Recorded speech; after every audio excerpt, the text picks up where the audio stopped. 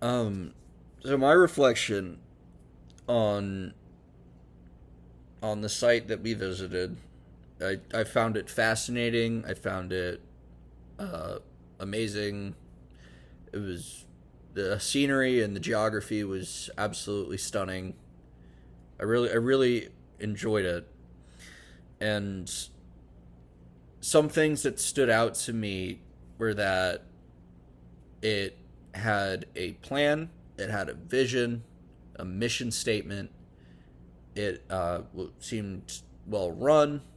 They were trying their hardest to make all their buildings, like their educational center, their recreational centers, their animal enclosures, their greenhouses, all everything up to standard and or environmental friendliness and greenery, uh, environmental greenery, um,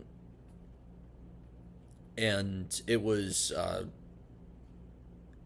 and it was fascinating to see them discuss the process and be as that they go through to make sure they can have these animals, what it takes to have animals like, or what it's like working with the state to have animals like the red wolves, the bobcats, the bald eagles, um, the horses. It was fascinating to talk about how a lot of their funding either comes through grants or donations and fundraising. It was a very surreal thing to see that so many people are like really passionate about healing the environment. One thing that stood out to me is how they were talking about controlled burns, and that they were planning to do one within the coming weeks or months. I don't exactly remember. Uh, it was it was fascinating, and I could see myself working there. In fact, I'd love to because I love the outdoors. I love wildlife. I love being in these kinds of environments. Um, it's just something I really like to do. Uh, a certain set of challenges is how strict these regulations are, or securing grants from the government. Um, and it's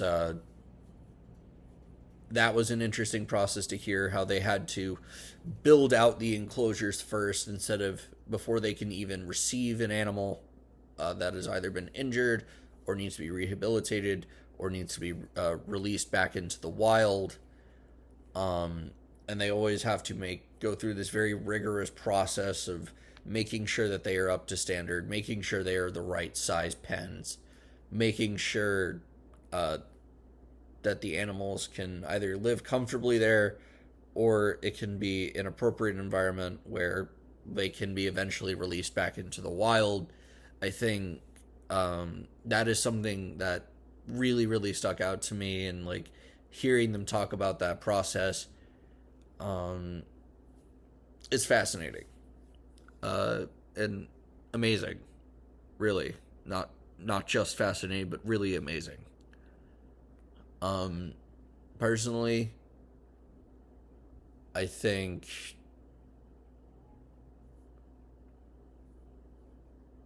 these this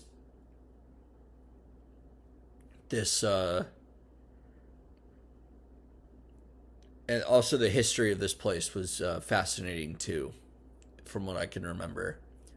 How they were talking about how they got started, uh, in what group and what other groups they work with to continue the process of restoring natural plant life and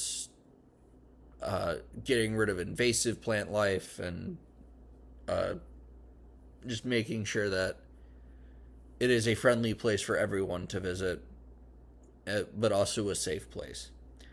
Some things that stood out to me as particularly that treehouse that they're gonna have to tear down because of the flooding and the water damage and the also the the tree virus, or the tree. I don't remember. I don't remember. Might have been a. I don't remember if it was a pine tree plague or something that came through and wiped out a bunch of trees earlier, and now they're going to have to cut down some of those as they become hazards. Um, but yeah, it was a very fun and engaging trip, and I really, really enjoyed my time there.